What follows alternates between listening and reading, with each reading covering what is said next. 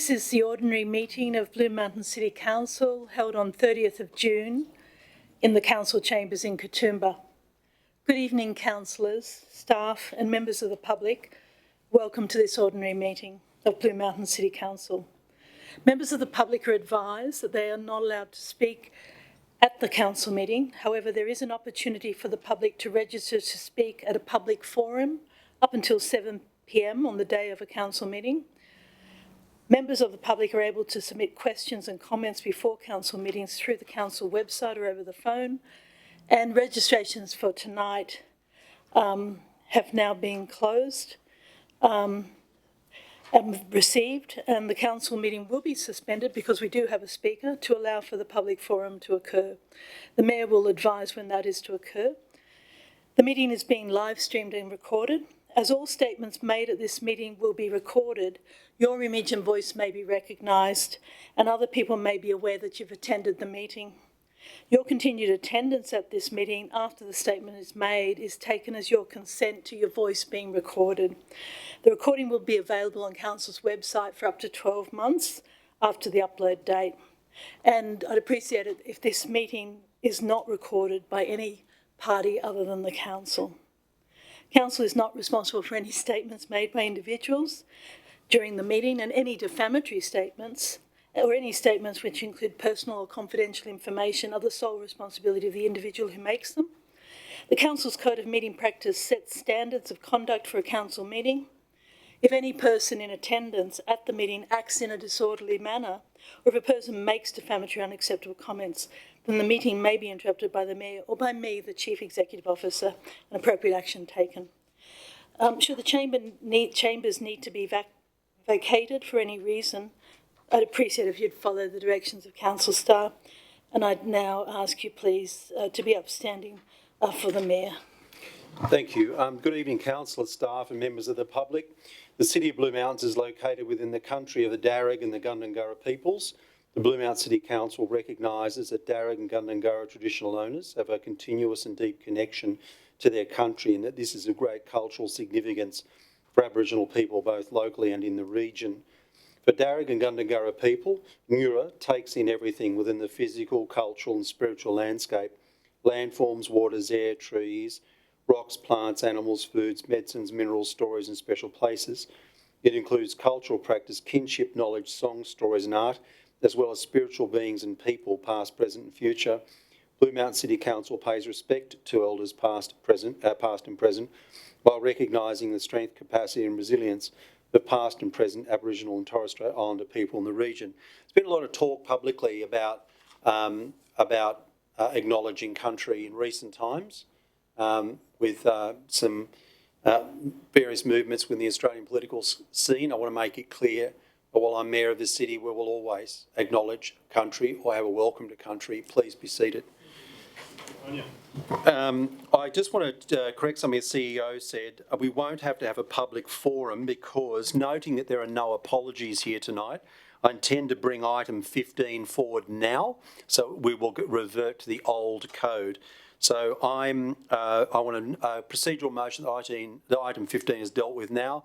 Move Deputy Mayor Hollywood, seconded Councillor Miles. All those in favour? Against? Declare it carried unanimously. Move item 15, moved Councillor Buckham, seconded Councillor Fisher. All those in favour? Against? Declare it carried unanimously. And we are now operating under the old code of meeting practice, which means we'll be able to take the public speaker when the item comes up. And noting that we do have a public speaker for, which item was it? For 6.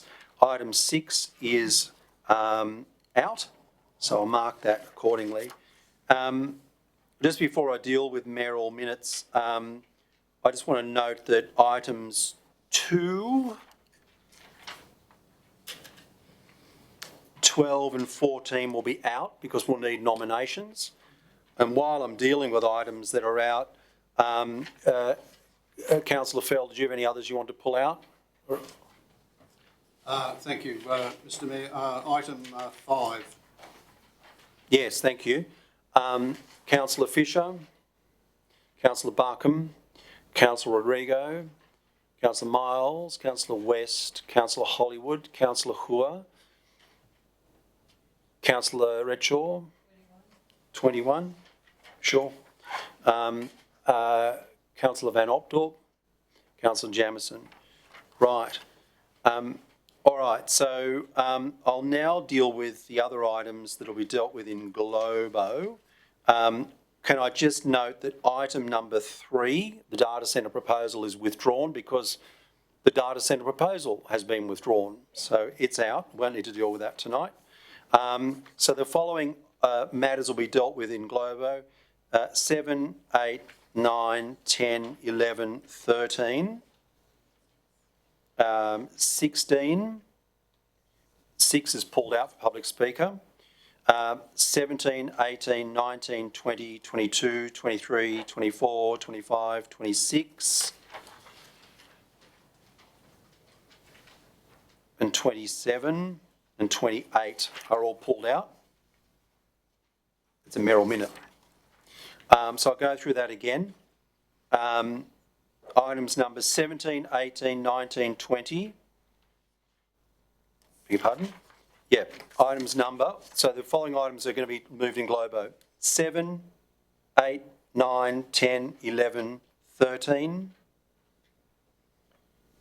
16, 17, 18, 19, 20, 22, 23, 24, 25, 26, 27 and 28. That's moved. Councillor Miles, seconded Councillor Fell. Those in favour. Against it, carried unanimously. So we'll now deal with mayoral minutes. All right. So the first mayoral minute standing in my name relates to short-term rental accommodation. I move that. It's seconded by the Deputy Mayor. Councillors, there is no doubt that short-term rental accommodation is impacting the long-term rental market in the Blue Mountains rather significantly. We have seen a circumstance in the Blue Mountains where increasingly short-term rental accommodation is basically pulling apart the long-term rental market. At the time of the 2021 census, more than 10% of all dwellings across the Blue Mountains were unoccupied, with some areas in Leura, Katoomba and Blackheath sitting at about 25% unoccupied. We've previously raised concerns about the potential for short-term rental accommodation to erode the long-term rental market, and the current data seems to suggest that's actually happening. Now, over the last 3 years, the number of non-hosted short-term rental properties in the Blue Mountains increased from 618 in February 2023 to 730 in May 2026, an increase of just over 100 properties. Over the same period, and this is important, over the same period, the number of long-term rental properties decreased by basically the same amount, about 100 properties. So 100 properties between 2023 and 2026 gone to the long-term, short-term rental market, and between the same period, just over 100 properties came off the long-term rental market. So can you just imagine the impact on our rental market if even half of those were to come back into the long-term rental market? Additionally, local businesses are telling us, as elected representatives, that they, in some cases, are struggling to stay open as the body of casual staff that used to be available to them, often students who are renting on the long-term market, are no longer available to them. And so they're unable to stay open on certain days of the week. And we've had a couple of cafes, for example, come and tell us that. Now, in 2021, the state government introduced new statewide legislation that made it easier for property owners to get approval for short-term rental accommodation through an exempt development pathway. This effectively removed the ability for us as a council to regulate short-term rental accommodation because it overrode the provisions in our LEP and prevented us from applying some local rules that we knew would be appropriate at the time. Now, since this new legislation was introduced, median weekly rents in the Blue Mountains have increased by a whopping 26%. It is the view of me as Mayor and I'm sure a view that you will share, that short-term rental accommodation is a significant contributing factor to housing affordability and the crisis we see in the Blue Mountains. It needs to be regulated. It needs to be regulated, and better regulated at least. It has now been more than 2 years since the state government launched a review of the regulatory framework for short-term rental accommodation in this state. And during this time, housing affordability and availability in the Blue Mountains has continued to decline. The New South Wales Government is currently rolling out significant planning reforms aimed at increasing housing supply. We say, in order to address housing affordability and not just increase housing supply for its own sake, it would be a great idea for the government to finalise that review into short-term rental accommodation and the framework therein, give councils the tools that we once had to better manage the impact of short-term rental availability on the long-term rental market. So this is a time now for council to write to the Minister for Planning, because there is a welter of reform happening. The short-term rental accommodation market, on the figures I've given you tonight, is unarguably impacting the long-term rental market in the Blue Mountains. And we need to stand up for renters. We need to stand up for renters. I'm not suggesting that we would abolish short-term rental accommodation, but properly regulated, we could see a large number of homes return to the long-term rental market. Used to be the case that you could rent a home fairly easily in the mountains. Go and look now. Go with someone you know who's renting. There are queues down the street whenever people are seeking to rent a house. Here's one reason why, and we need to be on the front line of dealing with it. Thank you. Does a seconder wish to speak? Yes, Councillor Hollywood is a call. Thank you, Mr Mayor, and thank you very much for bringing forward this mayoral minute.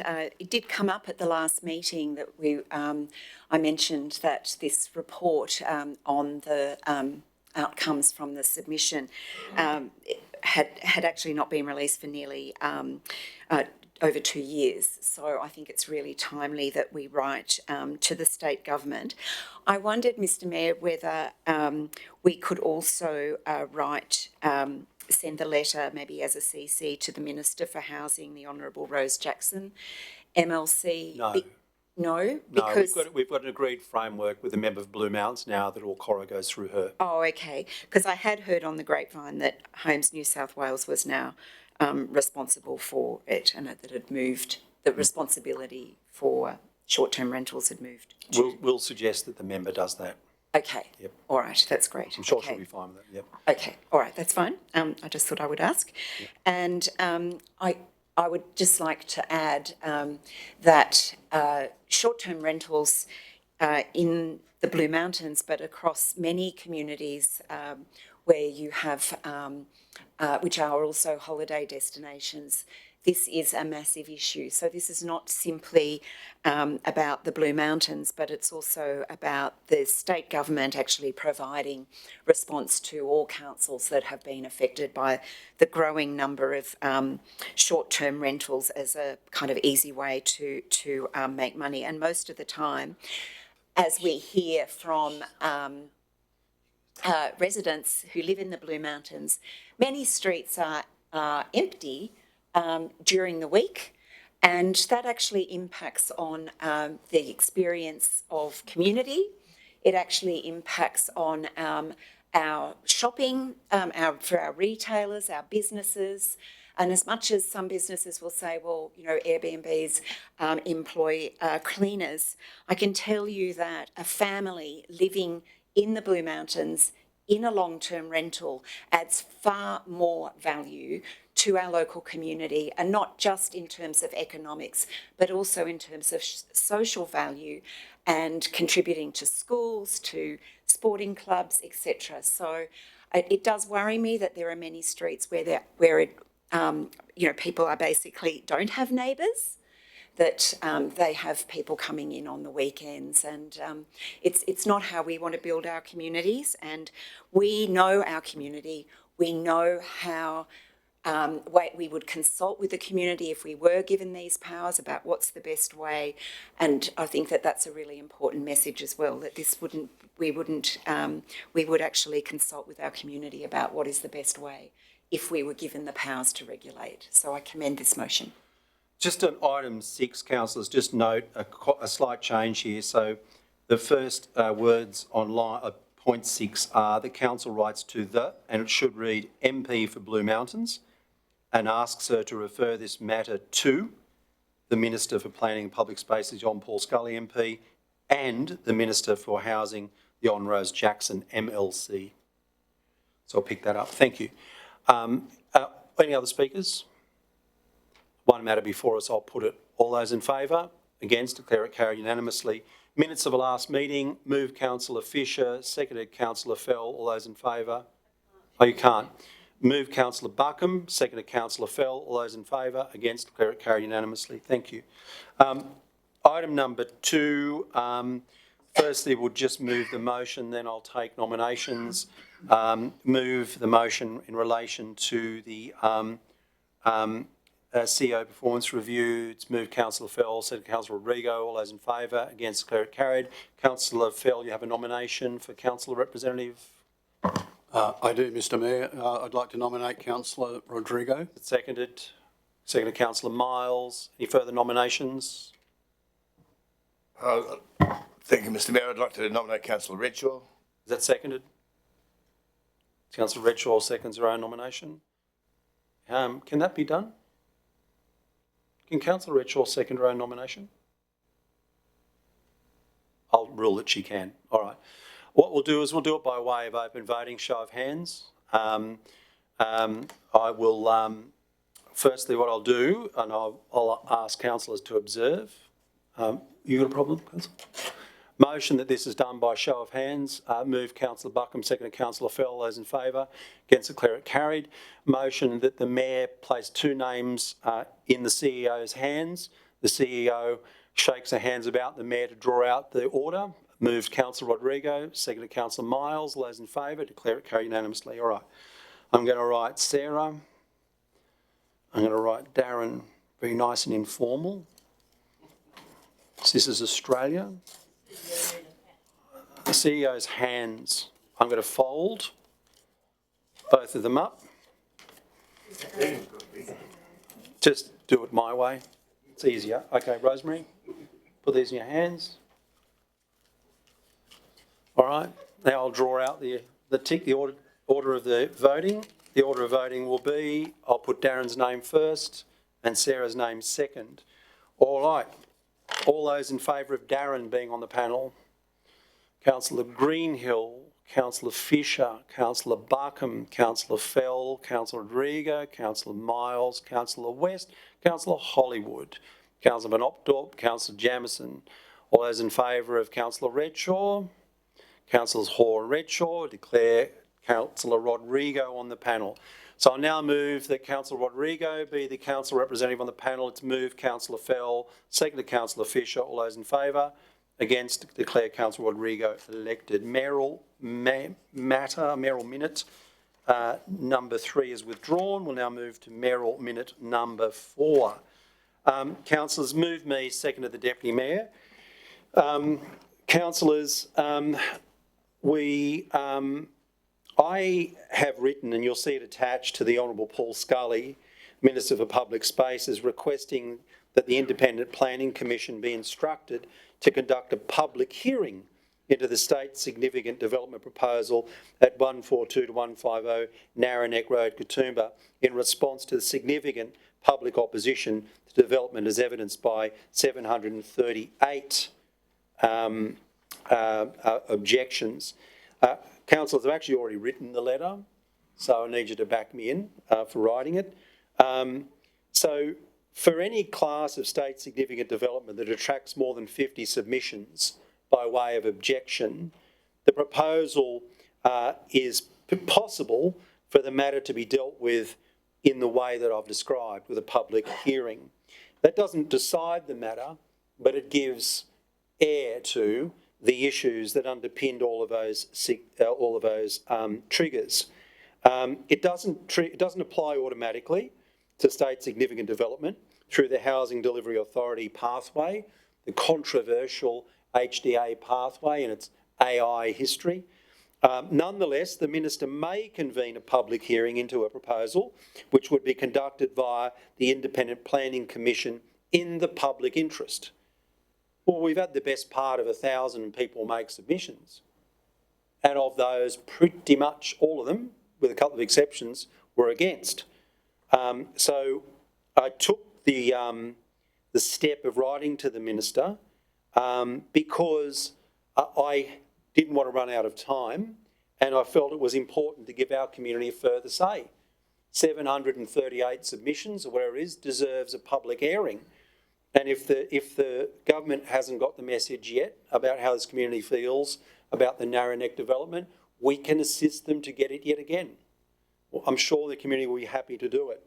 So I would ask for your support to basically back in the action I've already taken, and let's allow that call for a public hearing gain your assent and your support. Deputy Mayor, wish to speak? No. Anyone against it? No. I'll put it. All those in favour? Against, declare it carried unanimously. And I thank you all for your support. Never doubted it. Hence I wrote the letter. Thank you very much. All right. This now brings us to the items we've not dealt with in Globo. So the first item is item number 5, councillors. I intend to leave the room for item number 5.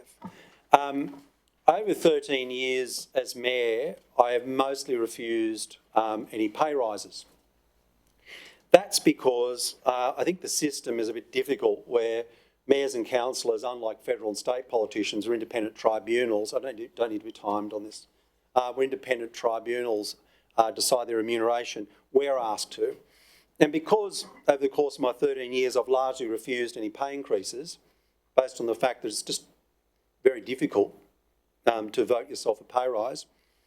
The position of mayor in Blue Mountains has fallen way behind the position of comparable mayors in other jurisdictions. It's also been the case that remuneration for the mayor has come up around the time of natural disasters, and I'd foregone those pay increases so that money could be spent on natural disasters. But as a result, the position of mayor in the Blue Mountains is remunerated way lower than all of the other comparable mayoral positions in the state. Now, I'll be open with you. I hold down 2 full-time jobs, and so I don't require the mayoral stipend to live on. But not everybody either can hold down 2 jobs, is manic enough to be able to do it, or is in a position to have 2 jobs. Now, I have no plans on retiring anytime soon. 13 years, I'm probably about halfway through. I reckon 26 years will be fine. But one day I will go, and my successor will be left with a legacy based on my constant refusal over such a long period of time to accept a pay rise. Now, there hasn't been a natural disaster lately, so I don't intend to vote on this. I intend to leave the room for this item. I still find it offensive that any elected member should have to vote for their own pay rise or not. Even when an independent tribunal has set it, that should be it. It's designed so that we don't. But I recognise now that because of my actions, the position, not me personally, but the position has fallen way behind, to the extent that really a person, particularly a person with a family, would find it hard to sustain themselves in the role full time, given that the role is paid double digits only. So I intend to leave the room for item 5. Do come and collect me when it's dealt with, but I don't intend to take part in this decision. So I'll leave the room, CEO, and the Deputy Mayor should take the chair temporarily.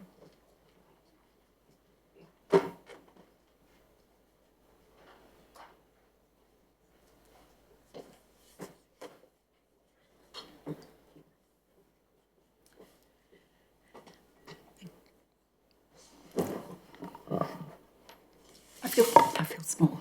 Okay, thank you. We have item 5. So do I have somebody who would like to move something? Councillor Miles, and seconded Councillor Phil. Councillor Miles, do you wish to speak to it? You have the call. Yes, thank you very much. Well, I'm pleased to hear that the Mayor's got no plans to go anywhere. I think that what he has said about the comparative value of this role in allowing other people to access it in the future, sometime down the track, is very important. But I also want to cover some other issues, what he hasn't said, which is his performance in this role. This is the Mayor that has led us through some of the most significant catastrophes, natural and political. And I'll catalogue them briefly. We know them well enough, but they were the Black Summer bushfires, several catastrophic bushfires, Black Summer being one of them, Linksview Road in 2013 being another, the torrential rain, Megalong Road collapsing and the community being cut off down there, but also the political, the fake asbestos crisis, which led the then government to try to suspend democracy in the Blue Mountains and dismiss the council, this council, elected representatives on completely spurious grounds, and the public inquiry proved that. And this is the Mayor that maintained us in our position, and frankly, when you think about the course of events there, it was not likely that the community would still have elected representatives. They would simply get someone appointed by the then state government, which would be, and I was in that party at the time, and I thought at the time that'll be Dracula and the Blood Bank if they appoint someone. We can see what the current government is maybe doing with the LEP, trying to circumvent the LEP, and I fear that it's a one-party state on that. But it's not a one-party state here. We have a Mayor who stands up for the community. The community have a voice. Not simply leading us through disaster, but don't we look around and see that every council all around us are implementing special rate variations? We are not, because of the steps that this Mayor has taken to improve the council's finances to make sure that we can pay our bills, provide our services, retain our staff, get on with the job. But most other councils can't say that, and some are putting up their rates by enormous amounts. The Mayor of Bathurst got canned because of attempting to do that. The council revolted. So now Bathurst has the situation of not balancing its budget or putting up its rates dramatically in the middle of a cost of living crisis. And the Mayor was talking just before about the impact on short-term rentals versus long-term rentals, and the problem of people getting a rental so that they can stay in this community, so they can get a job. So service businesses like restaurants and so on can find staff. I mean, the flow on is obvious, but we're getting that representation, and that would have been lost to us without his leadership. So I'm extremely happy to move these recommendations. I'd also like to point out that this is a selfless act in refusing the pay rises, which councillors have engaged in the past as well. We found it unpalatable to vote ourselves pay rises, and the Mayor, during the catastrophes, during the Black Summer bushfires, we said, we're not taking that money. Other councils did. They didn't have the qualms that we had. Well, we said, we're not taking a pay rise, and not only that, we're going to take a smallish amount of money that we would have got collectively, we're going to pool it, and we wanted to put it towards roads. And as I recall, that was around $30,000 extra the community didn't have, that team of councillors said, we don't want the money, but we want it to go towards our community. And that was a direct investment in the community, and the Mayor, having refused so many pay rises, has given that investment directly as well.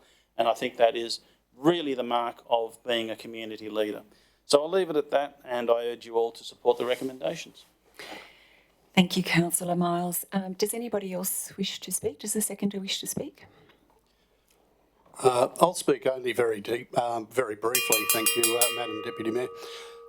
Just to, as the party whip for this particular council for the Labor Party, I'd just like to thank Councillor Miles for showing that the support for the Mayor on this matter, which has not been sought by the Mayor, but is the feeling of, certainly I know of our party, but to see it go beyond that is really appreciated. I thank you very much, Councillor Miles. Thank you. Thank you very much. Are there any other speakers? I'm not seeing any other speakers, so I will put the motion, which is the recommendations. All those in favour? Raise your hands. That is everybody. Anyone against? Oh, I put my hand up. I'm not against, I'm for. So I will declare that carried unanimously with the Mayor, Councillor Greenhill, out of the room. And somebody would like to go and get him, and he can return to his chair. Thank you. Yeah, great. Thank you. That just... Rosemary, we may not have done conflicts of interest. Thank you, Councillor Mull. I did note that, and I was going to mention to the Mayor.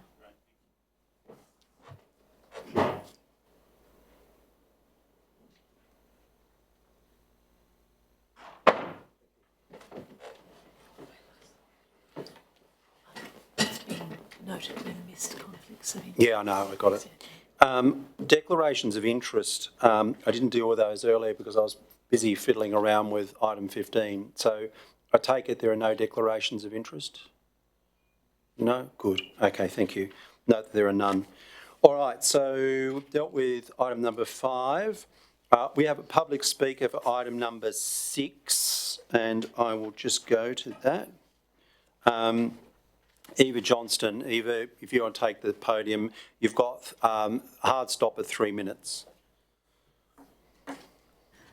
Thank you, Mr Mayor and councillors. My name's Eva Johnston and I live in Blackheath.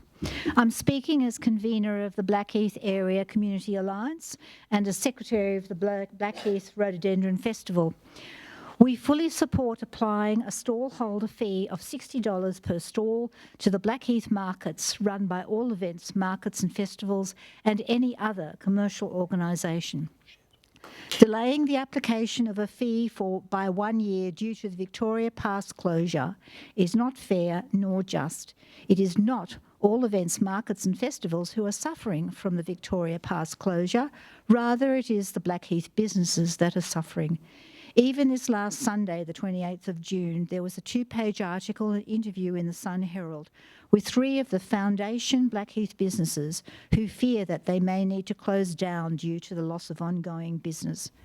All Events Markets is actually taking business away from Blackheath. They are not located within our LGA, and most of the stallholders are not local growers or artisans. No funds are returned to the community but leave the LGA. Their markets clash with existing local markets, drawing business away from the Blackheath Public School Christmas Twilight Markets, which are an important fundraiser for the school. The markets are also seriously damaging the Blackheath Memorial Gardens. With 15 events per year, 2 of them in winter when nothing grows, with 70 stalls each, is beyond the carrying capacity of the gardens without appropriate market stalls fees to maintain, restore and carry out succession planting. Why should Blue Mountains ratepayers foot the bill for the maintenance of the Blackheath Gardens when it is the too frequent use by an outside commercial entity that is causing the damage? At a time when council is short of funds to maintain its assets, delaying stallholder fees for 1 year cannot be justified. However, if All Events wishes to withdraw from running markets at Blackheath, this would provide the Chamber of Commerce and the Rhododendron Festival with a perfect opportunity to run our own markets, focusing entirely on local produce and crafts from Blackheath, Megalong Valley, Hartley and other growers who are located within our LGA. We have long desired to run our own markets, thereby returning funds into our own community. We have been in discussions with other community organisations who have extensive experience in running events, and we look forward to the opportunity to run our own markets. Thank you. Thank you. We've got one matter before us, which is the adoption of integrated plan. It's moved the Deputy Mayor, seconded Councillor West. I might ask Deputy Mayor to take the chair and allow me to speak, if that's all right.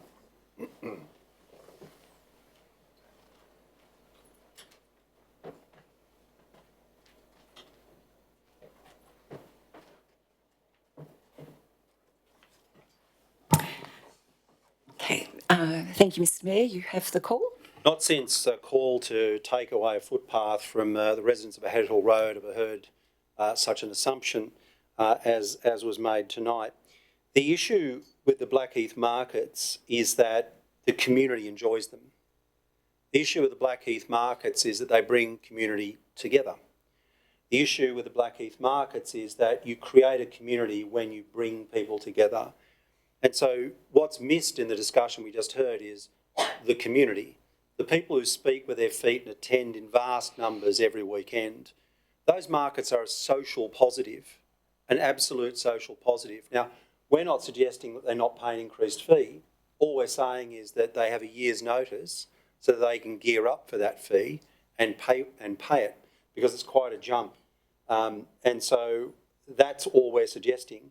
I also think it is not just wrong, but to me personally offensively wrong to suggest that we should use fees and charges which are designed to appropriately remunerate our community as a way of forcing one commercial player out in favour of another. That's not right. And that's not how fees and charges are meant to work. So these markets provide a positive social benefit to the community, not just in Blackheath, but also in Lawson and Springwood as well. And they bring people together. They get notice of a significant increase. And if with a year they can prepare their business to accommodate that increase, well and good. But I think this is a balanced approach. And of course, when I had representations made to me by those who conduct the markets, rather than waive the fees altogether, which was the request, it was my view and the view of the staff and the conversations we had that giving them a year's notice would be a fairer thing to do. And that's the other thing that has to be considered in this fairness. Those markets have been established for quite a long period of time. If we're going to increase the cost, then the fair thing to do is to at least give them enough notice to prepare for that cost. Thank you. I'll resume the chair. Thank you.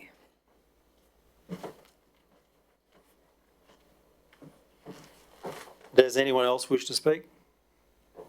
There's one matter before us. I'll put it. All those in favour? Against? Declare it carried unanimously. I thank you. Item number 12. It's the motion is moved. Councillor Fell, seconded Councillor Buckham. All those in favour?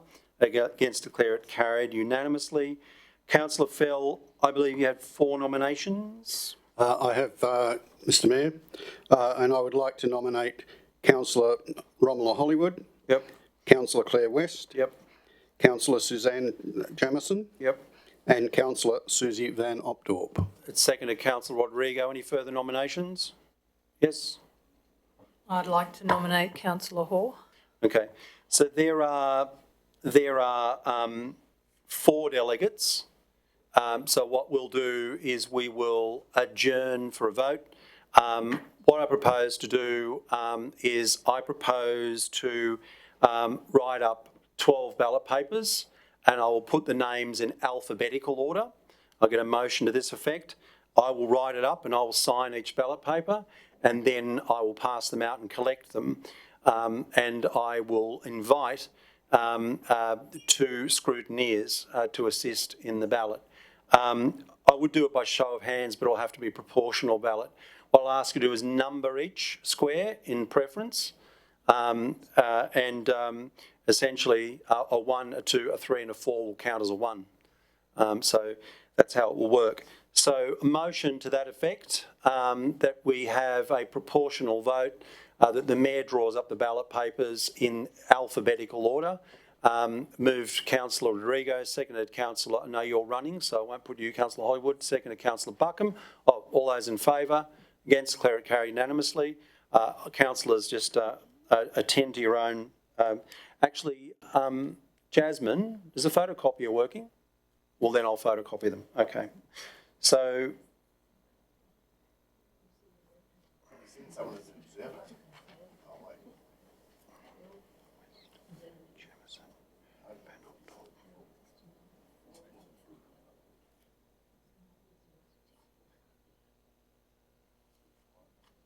Brent, order, please.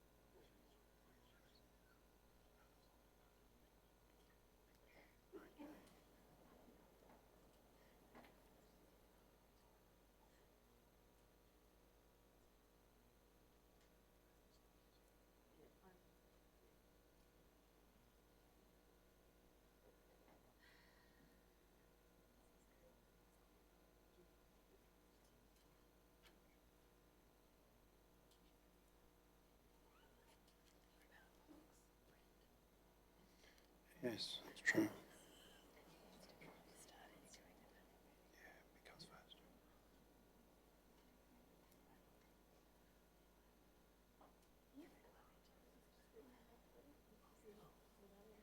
Yeah.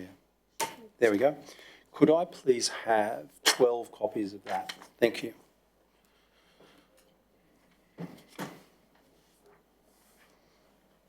While we're dealing with that, I might just go to item number 14.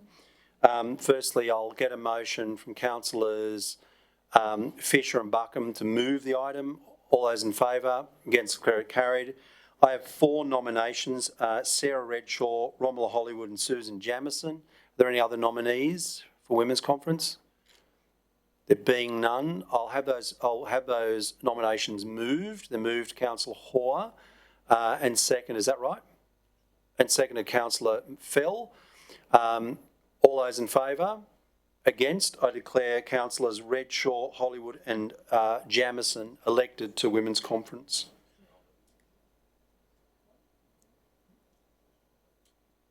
What's confusing? Surely nothing can be confusing. Well, just do it my way. It's always best. All right. So I don't think there's anything we can usefully do before we come back. Yeah, they want to go. No, they don't want to go. Nairi and Margaret, you don't want to go? No, look at Margaret. She doesn't want to go. Nairi? But you're unable to. Yep. Councillor West, you don't want to go? I'm okay. Yeah. Councillor Van Opdorp, you have something else on? Yes. Well, that's that.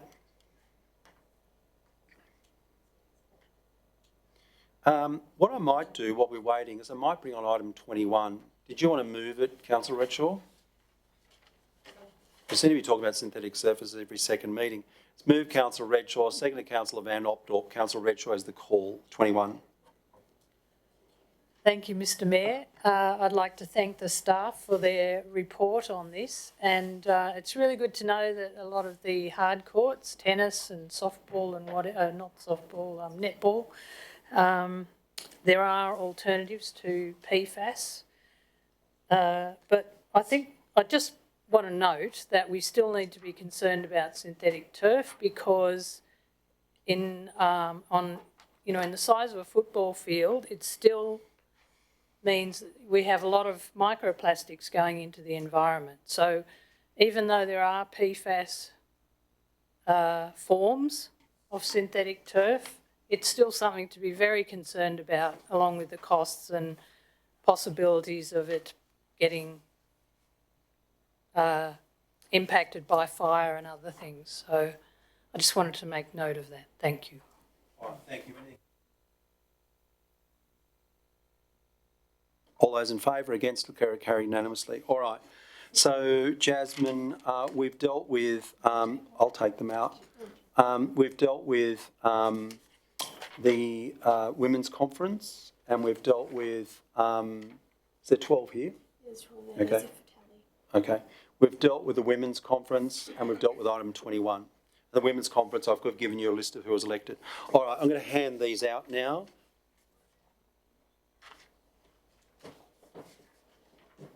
So, number in order of your preference. Number 4 or 5 boxes? Number all squares. If anyone here doesn't vote formally, that will be really embarrassing. I'll know who it is and I'll name you. Now, because there are 4 to be elected, a 1, a 2, a 3 and a 4 count as a 1. For those of you who have counted internal party ballots before, as I have. Lost one. Few jobs between us. So I'll come and collect number every square. You always know how to vote. Do you think I'll be giving the donkey vote? No. So would anyone like me to read it out? No. Councillors, order. This is a council meeting, all right? So it's not, a night at the pub. So please, some decorum.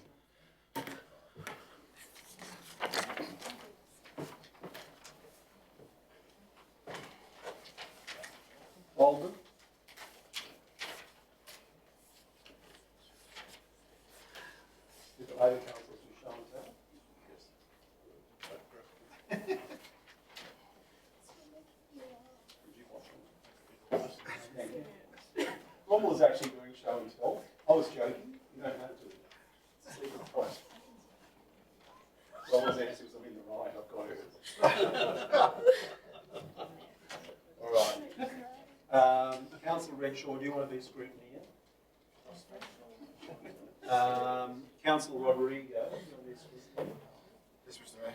Would the two councillors follow me to the mayoral office?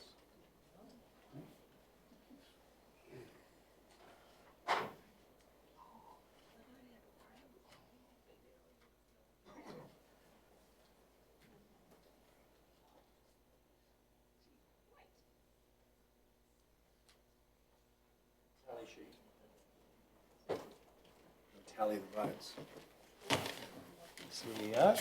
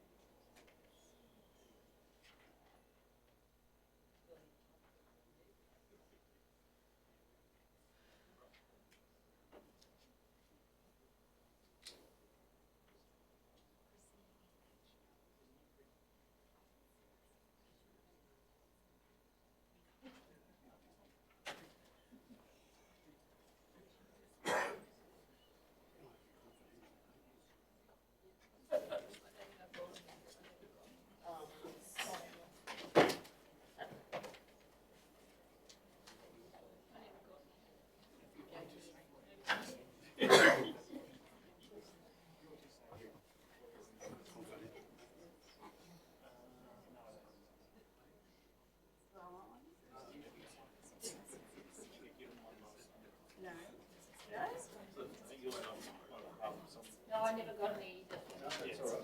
That's But yeah, just use the online. I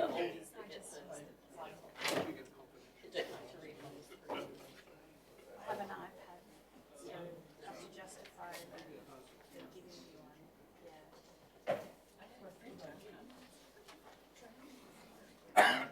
Here we are, Leslie,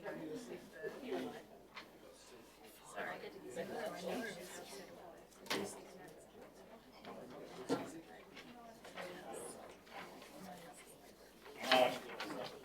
Did you get, who moved it?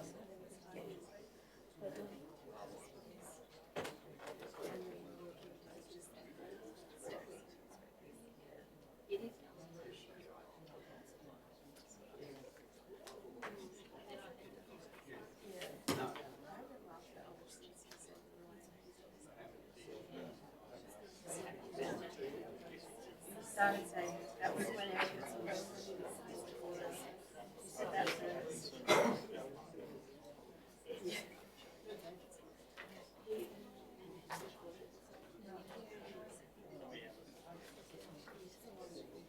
you said when it comes to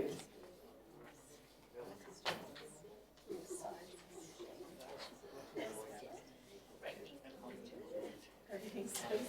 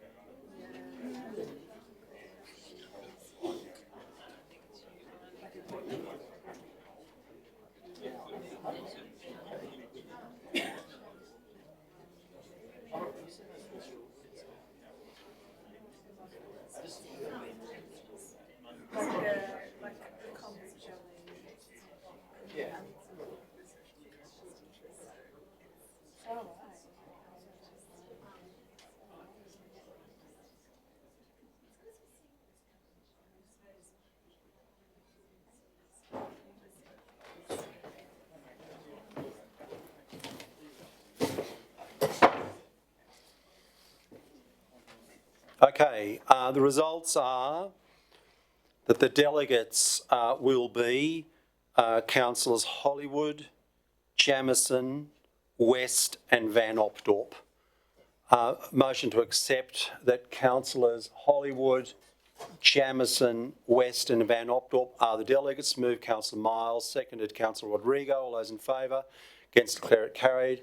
Move that the Mayor destroys the ballot papers. Moved Councillor Hollywood, seconded Councillor Fell. All those in favour? Declare it carried unanimously. I will deal with that forthwith.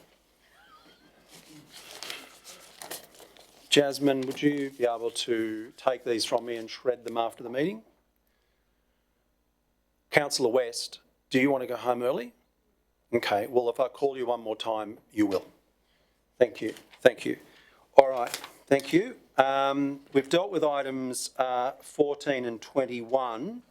We now come to matters of urgency. So first matter of urgency I've got standing in the name of Councillor Miles, has to deal with the Sister City Committee. I declare it's urgent because we've got a previous motion that essentially renders them extinct, although we've got a report coming.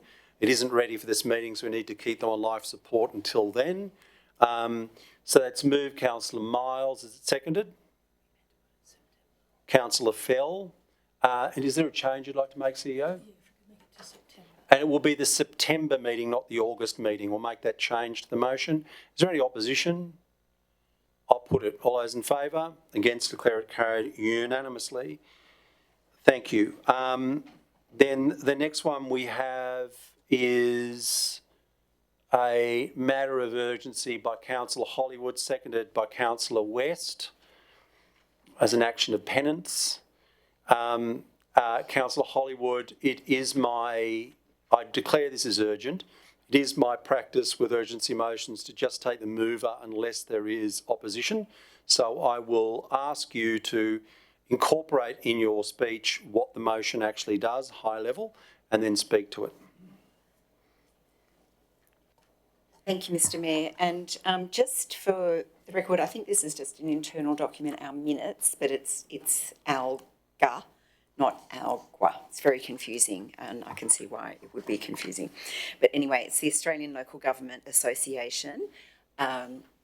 So last week I had the honour of representing Blue Mountain City Council at the National Assembly of Councils, which currently is 538 councils from across Australia come together for the National Assembly, which is convened by the Australian Local Government Association. Now, we debated a number of motions. I think it was a record number of motions, up to 240, I think it was. And I do want to foreshadow that I would like to bring a report forward. So I will be talking with officers about that. But one of the motions was, in fact, an urgency motion moved at the conference around a framework that has just been released for disaster recovery funding arrangements. Now, we know here, just in the last, 6 years, we've had 6 natural disasters. One of them was the Black Summer fires, but the other 5, and I think this is often surprising for people when we reflect on it. The other 5 were actually rain-related and storm-related natural disasters. And one of the things that is proposed in this new framework is, and the critical point is they're all critical points, but the critical point for that I'd like you to focus on is the fact that in this new framework, it's proposed that the shift in the funding split for natural disaster funding goes from 65 from the Commonwealth and 35 from the state government to a 50-50 funding arrangement. Now, you might think, well, that's between the states and the Commonwealth. What does that have to do with local government? They're just changing the arrangements.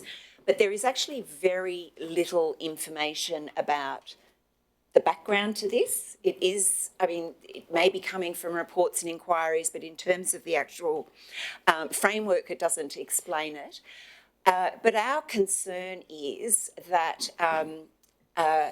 we might see some significant cost shifting. Now, we all know cost shifting happens of the state and Commonwealth to local government. Now, if we actually saw any part of the increase that the New South Wales government would potentially have to pay cost shifted to local government, that would be another disaster on top of the natural disaster. It would be a financial disaster on top of the disaster that we would be experiencing, whether it's bushfire, flood, storm events. So I think we need to seek more information.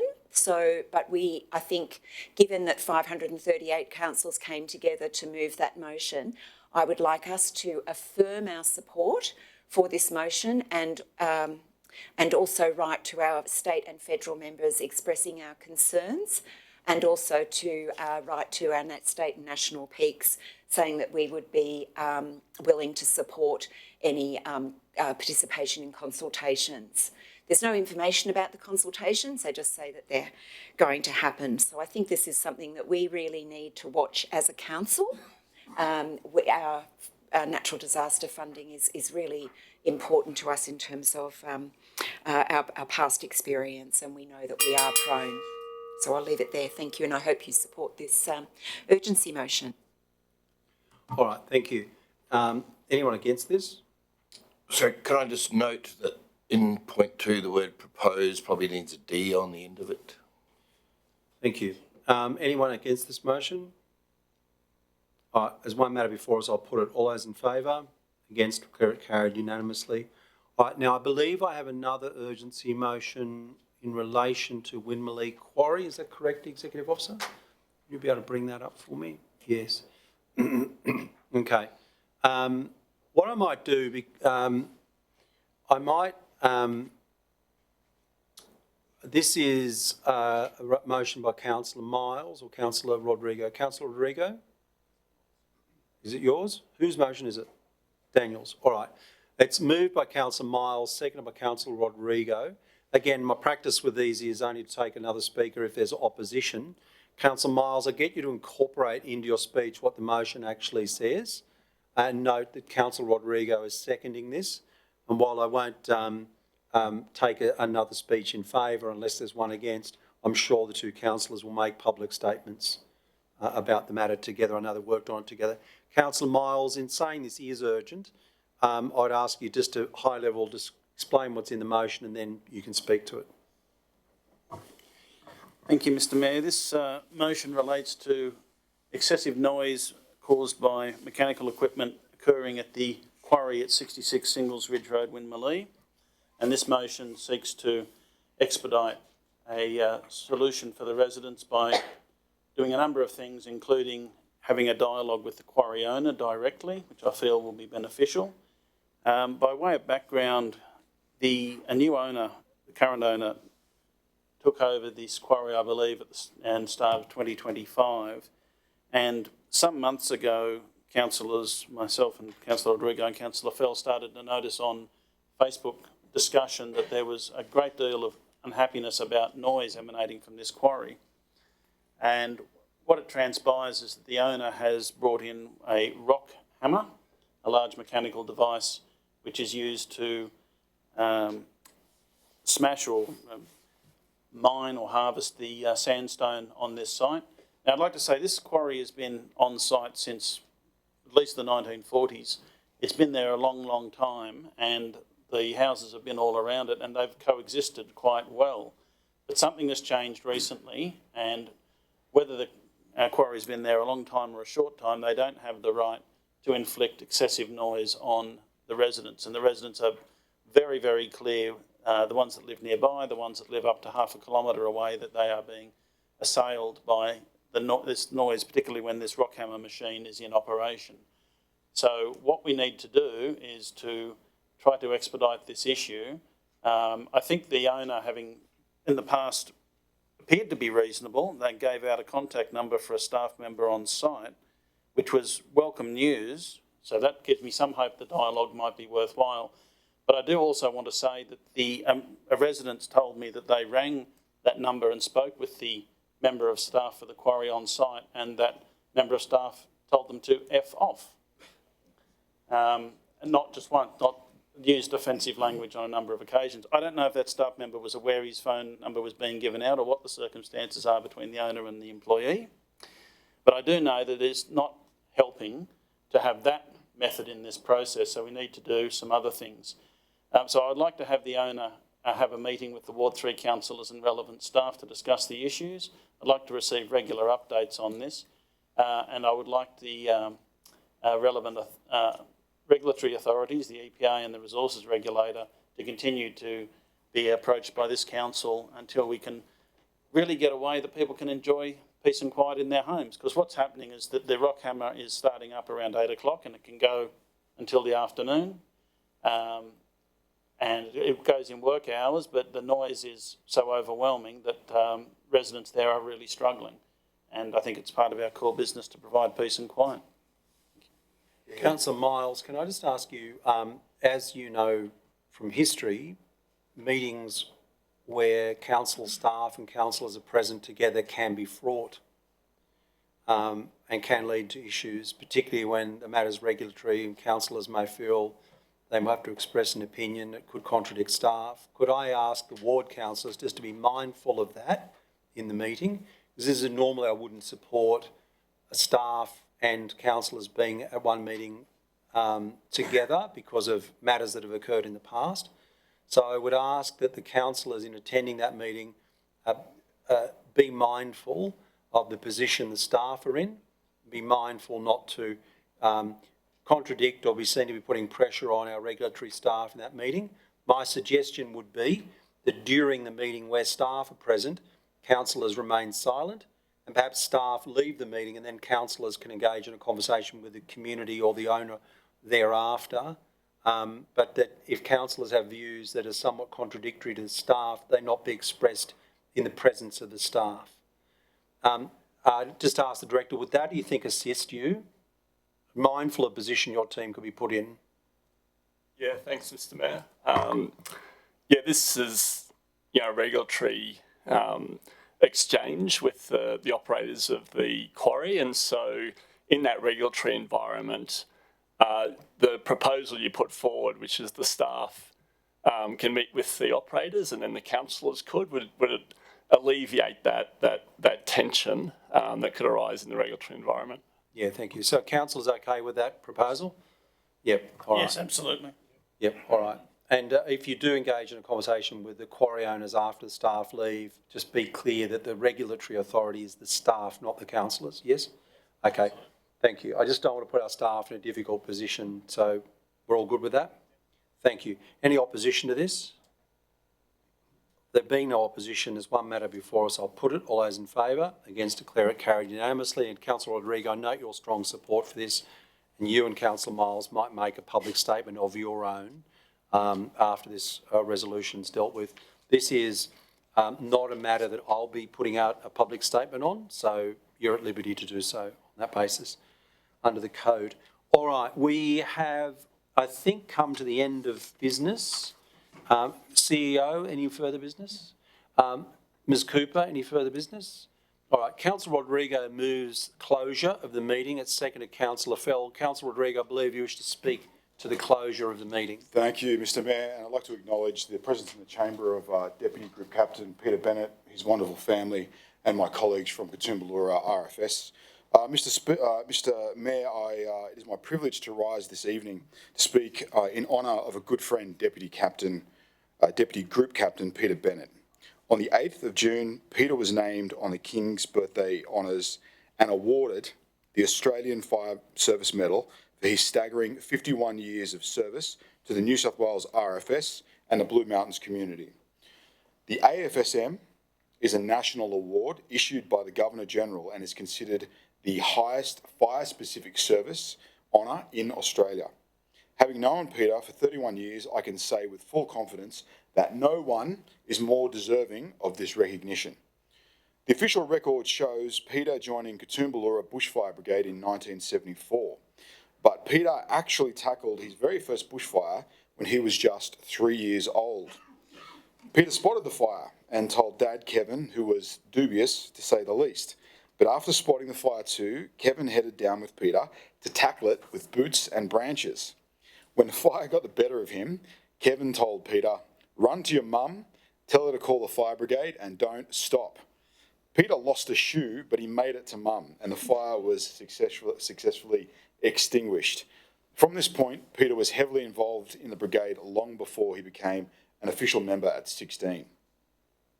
Peter's 5 decades of service to Katoomba Bushfire Brigade can only be described as outstanding and exemplary. Since becoming a field officer in 1979, Peter has held every major position from deputy to captain, and he's undertaken those duties with the highest levels of dedication and professionalism. In defence of the Blue Mountains, Peter has attended every major incident since 1974, served as a deputy incident controller during the Black Summer, deployed to the 2003 Canberra fires, and led strike teams to flood-ravaged northern New South Wales, just to name a few. Bushfire fighting is part science, part instinct, and part art. And Peter's knowledge of bushfire behaviour and firefighting techniques is legendary in the Blue Mountains and in the RFS. When people think of firefighting, they often think of red trucks and water. But bushfire fighting is primarily done using dry firefighting techniques. And our weapon of choice is the drip torch, not the fire hose. On drip torch use and lighting methods, such is the wisdom and skill of Peter that he quite literally wrote the manual that's used in our brigade and across the mountains and beyond. That small anecdote sums up Peter's attitude to his fellow firefighters. It's never about him. It's about how much he can give back and the knowledge he can pass on to keep other volunteer firefighters, their families and their communities safe. But, Mr. Mayor, in truth, what's not written in Peter's citation is that his staggering list of achievements, skills and knowledge are not even the biggest part of who the man is. Those of us here tonight know Peter as an extremely kind person who is generous with his time and deeply committed to seeing others grow and evolve. In our brigade, he has helped build and maintain an inclusive culture where everyone can contribute and everyone is welcome. And under Peter's watch, we belonged as family members. Peter has told me many times that the credit cannot be solely attributed to him. In that regard, he's a very humble person. He tells me he was privileged to learn from so many great firefighters, leaders, and members throughout the years in Katoomba. He stresses that it is because of this commitment to sharing knowledge, building each other up, and working as a team that Blue Mountains firefighters are regarded as amongst the best in the world. Of course, behind every volunteer firefighter stands their family, without whom their service and dedication would not be possible.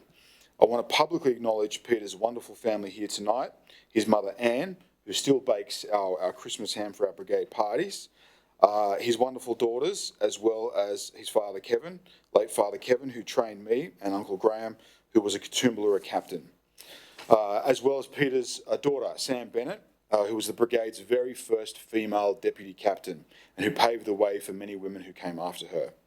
That love and support has allowed Peter to make his extraordinary contribution to the safety and protection of the Blue Mountains for more than 50 years. Peter, your service has changed lives. It has saved lives. And on behalf of Blue Mountain City Council and the community, thank you. Thank you for your friendship, your support and your dedication to future generations and to protecting our community. Councillors, staff, would you please join me, be upstanding and join me in congratulating Deputy Group Captain Peter Bennett, Australian Fire Service.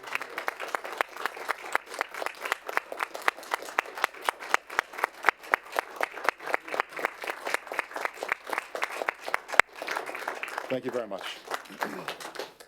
Thank you, Peter. All right, we've got a motion to close the meeting. Peter, thank you also. I don't want to repeat what Darren has said, but except to say that, you know, as Mayor of the City, I've come to know you well, very well. I echo all of the comments Darren's made. I've seen you and your leadership in the 2013 fires, not just a month after I took up this role. And I also saw it in the Black Summer fires and so many times throughout. You're a model citizen and you cannot possibly put a value on your contribution to the community of the Blue Mountains. I'm an absolute admirer of yours. I know that we all feel the same way. Well done, mate. Well deserved. All right, there's one motion before us to close the meeting. I'll put it. All those in favour? Against? Declare the meeting closed. Thank you.